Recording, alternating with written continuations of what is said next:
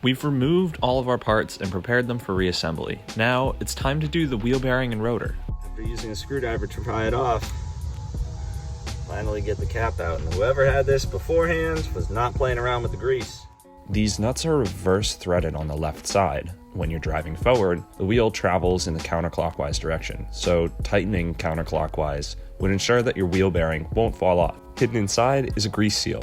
This is optionally replaceable, but recommended. As for getting the rotor off, the manual says just to get a hold of it with no further instructions. Brace your feet, or whatever you got, onto the wheel well, grip the rotor and the hub, and pull firmly. And the first time I did this, I almost fell over.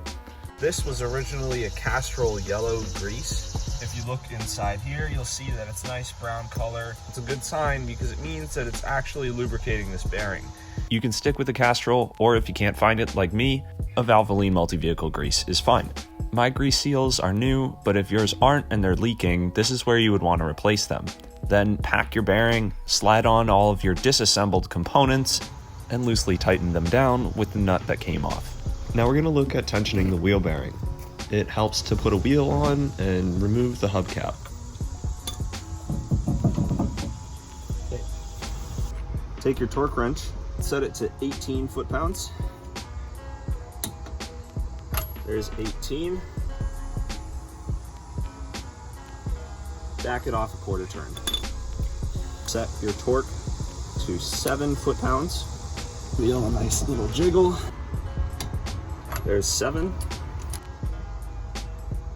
Back it off 1/4 turn.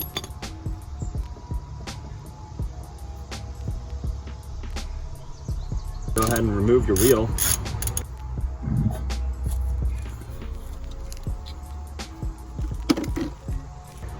New cotter pin. And it should go in nice and easy. If it doesn't, you can twist the nut with your fingers until it does. Okay. Usually it's just an alignment issue, so then you can get it in, bend it, clean off your rotor, and we'll get ready to put our pistons in. This is a little bit more complex than it may seem, so I'll catch you next time.